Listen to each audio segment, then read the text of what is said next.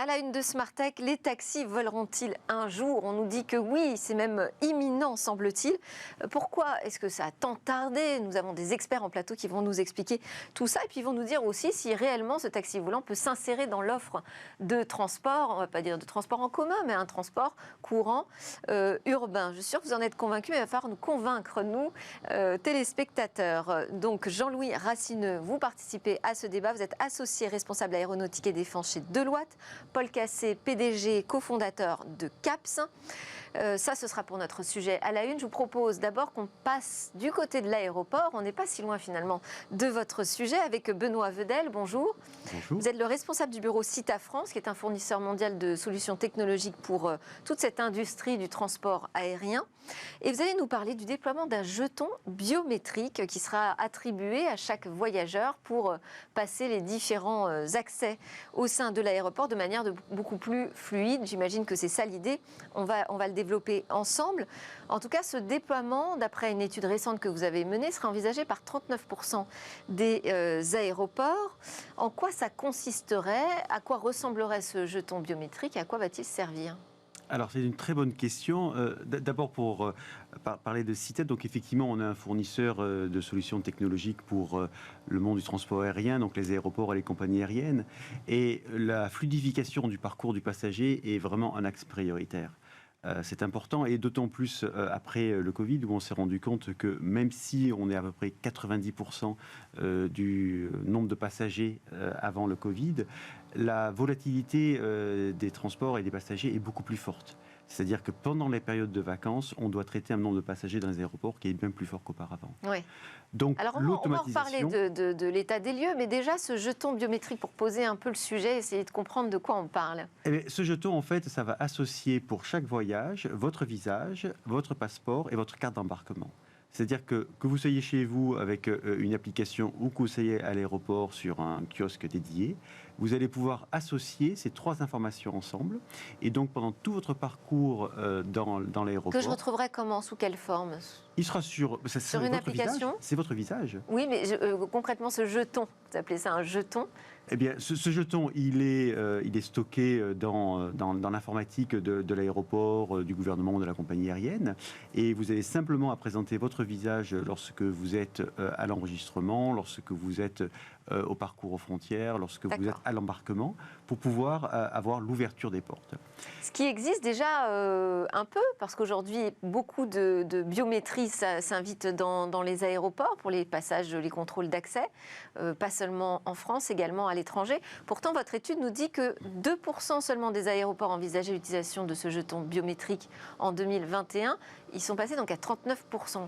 Oui, parce qu'on se rend compte que l'automatisation de tous les processus dans l'aéroport permet énormément de fluidifier le parcours du passager et donc de traiter ces croissances importantes du nombre de passagers que l'on peut avoir en fonction de la saisonnalité. Où est-ce qu'on ne l'a pas encore utilisé, cette reconnaissance biométrique? En fait, on l'utilise dans très très peu d'endroits. Il y a très très peu d'endroits dans lesquels on peut la mettre en œuvre, parce qu'en fait, l'intérêt, c'est d'avoir ce jeton au départ et aussi à l'aéroport d'arrivée. Donc il faut aussi que les différents gouvernements de chacun des pays travaillent ensemble pour pouvoir permettre que ce jeton soit reconnu. Ouais. Donc il y a à la fois une difficulté technique, une difficulté réglementaire et de se coordonner avec les différents gouvernements dans les différents pays. Et alors, donc on est passé de 2% à 39% des aéroports qui l'envisagent très sérieusement, du côté du déploiement de ce jeton biométrique.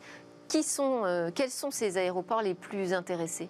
Beaucoup d'aéroports européens. Les aéroports européens permettent d'abord, parce que la régulation est plus facile, se mettre d'accord en Europe, et dans lequel les problématiques de gestion du personnel vont être un petit peu plus problématiques. Donc effectivement, on a une très forte adoption, et puis ça veut dire aussi d'automatiser et donc d'installer des automatisations de self-service, donc au contrôle aux frontières, au poste de sécurité, et puis donc... Aujourd'hui, en France, on l'utilise, ce système biométrique à l'aéroport de Roissy-Charles de Gaulle, en l'occurrence. Moi, je suis passée à travers une porte qui m'a demandé de faire face à une caméra. Ah oui, mais alors là, ça c'est la biométrie qui permet d'associer votre visage avec votre passeport, par exemple. Alors, quelle différence ce sera? Eh bien là, vous allez pouvoir associer aussi votre carte d'embarquement Et donc, ça veut dire que vous n'êtes plus obligé de montrer ni une la biométrie. identité, ni la carte d'embarquement. Voilà. L'exemple que vous citez, il est pour le passage aux frontières. Ouais. Là, le single token, il va être pour tout le parcours du passager dans l'aéroport, donc aussi pour embarquer. Et donc pour embarquer, vous n'avez plus besoin de sortir ni votre téléphone avec votre carte d'embarquement, ni votre passeport. Et on pourra associer mon bagage, par exemple ? Alors votre bagage est déjà associé. Le bagage, lui, va partir sur un parcours... Donc plus la petite étiquette qui va se balader... Alors, si l'étiquette sera toujours accolée au bagage, car c'est l'étiquette qui va permettre que le bagage soit aiguillé dans les bons endroits, dans les coulisses du terminal pour pouvoir arriver jusqu'à votre avion. Donc ça, pour l'instant, on ne va pas s'en passer. Sur la biométrie, vous savez qu'en France, c'est un sujet quand même très brûlant. Comment regarde la CNIL ce projet de généralisation du jeton biométrique dans les aéroports ? Eh bien, à partir du moment où l'information elle est transparente pour le passager, pour la réglementation, il n'y a aucun problème. Il y a des discussions en ce moment sur ce sujet ? En fait, les discussions, elles sont pays par pays, donc il n'y a pas du tout de blocage. Simplement, ce qui est important, c'est que ce même jeton soit valable en France, soit valable en Italie, soit valable en Allemagne. Et donc, c'est de s'assurer que les identités vont être identiques en fonction des pays, qui pose plutôt un problème technique qu'un problème réglementaire. Mais, et peut-être sociétal aussi, parce qu'il faut que ce soit accepté par les voyageurs. Eh bien, c'est une très bonne question, mais on se rend compte que, et les études le montrent, que plus un passager est en contrôle en self-service, est en contrôle de son parcours dans l'aéroport, plus il est détendu.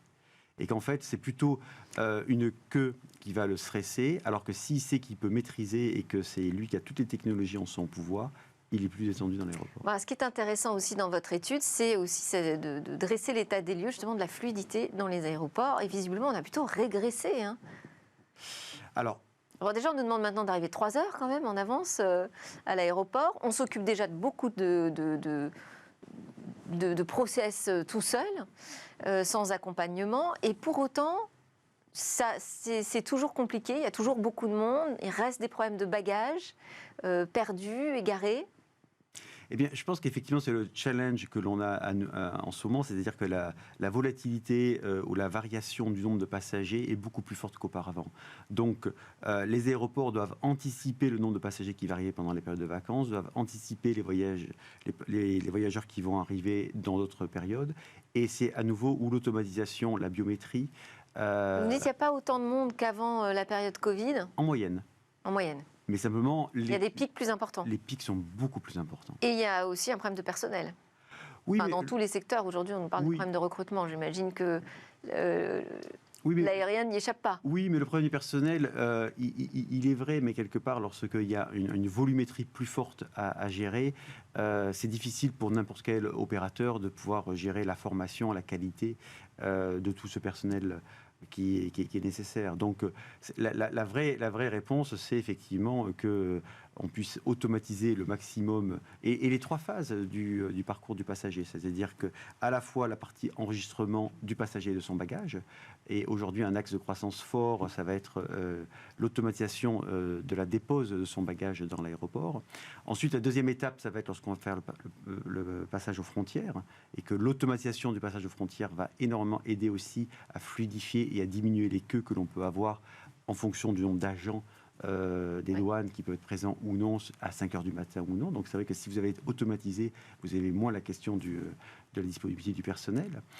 Et puis la troisième étape, c'est l'embarquement dans l'avion. Et aujourd'hui, on peut gagner jusqu'à 30% du temps d'embarquement dans l'avion. Ça ressemblerait à quoi alors nos voyages dans le futur Les mains dans les poches. Les mains dans les poches, oui. Voilà. Et effectivement, on peut se dire qu'on peut avoir un temps réduit en fonction de la topologie de l'aéroport, mais d'une demi-heure, 3/4 d'heure entre le moment où on arrive et le moment où on embarque. Donc on pourrait nous demander d'arriver seulement une demi-heure avant l'embarquement à l'aéroport ? Ah mais aujourd'hui, il y a beaucoup de vols qui vous demandent ça. Hein. Oui, enfin à l'international, c'est pas le cas. Mais... Voilà, et l'international, c'est la question aussi du passage aux frontières et donc l'automatisation du border control est une belle réponse que l'on peut avoir. Et donc là, on a une grande marge de manœuvre, de progression.